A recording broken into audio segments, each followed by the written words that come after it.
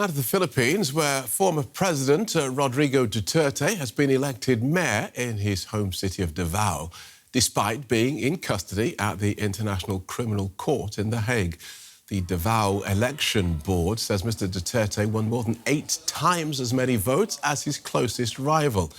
He was the city's mayor for 2 decades before becoming president in 2016. The International Criminal Court issued an arrest warrant against him for crimes against humanity following his brutal war on drugs, which left thousands dead. He's currently awaiting trial. We get more from journalist Dave Grunebaum, who joins us from the Philippines capital, Manila. Welcome, Dave. So how does a man in custody win an election by a landslide? Well, to his supporters back in his hometown, Davao City, he's just a legend who cracked down on crime, who cleaned up the streets. They will tell you that before he came into office as mayor, there was just so much drugs and crime all over the city, and that he took the drug lords on directly and cleaned up the streets. That's why they love him. But obviously, you know, to his detractors, he's a cold-blooded killer. But in Davao City, they absolutely love him. And they came out in droves to show that support for him. As you said, he won by an 8-to-1 margin over his closest competitor.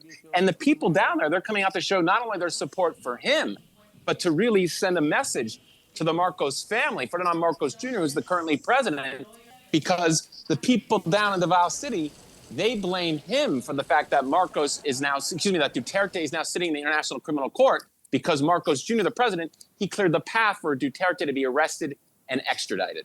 OK, so Duterte being detained by the ICC because of the deaths that followed during his cleanup of the streets. So he's there.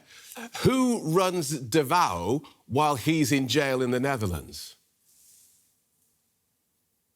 So Duterte's daughter, Sarah, who's currently the vice president, she says they're actually talking to lawyers to see if there's a way that he can get sworn into office. They would have till the end of June to really figure this all out, hypothetically. So they're talking to lawyers to see, you know, if there's a way he could actually still be mayor while he's in detention in The Hague, thousands of miles away. But I spoke to several political analysts and lawyers here today who tell me there's just no way that's going to happen, that if the Dutertes really tried to make that happen, that it would be challenged in court ahead of time and that the courts would never allow that to happen.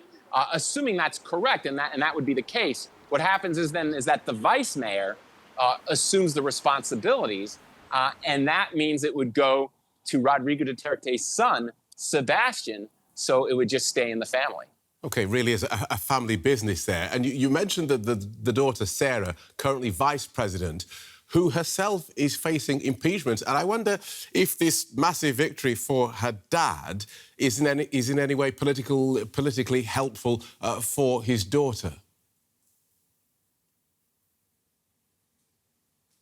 Not only does it help her and the whole Duterte brand, but more importantly, there was a Senate election for 12 of the 24 Senate seats that also went on. And when you talk to political analysts of the way that lines up, the key thing for Sarah is the magic number of 9. Between all 24 seats, she needs to make sure that at least 9 people would not convict her. And you like to think these decisions are made based on the evidence, but the fact is in the Philippines, for many of these senators, it'll be based on which way the political winds are blowing that would favor them. And every analyst I spoke would say that Sarah Duterte has probably achieved that she's now going to have enough people that would vote not to convict her. And the importance of that is that then would allow her to stay on track to run to be president in 2028. Keep in mind, the current president, Ferdinand Marcos Jr., he's limited to 1 term. And if Sarah Duterte becomes the next president, Ferdinand Marcos Jr., the current president, would have a lot to be fearful of, because then Sarah Duterte could take revenge on him for clearing the path for her father to end up being sent to the International Criminal Court. So the drama could just continue here. Okay. Philippines politics, a family business. Thanks for talking us through that, Dave. Journalist Dave Grunebaum.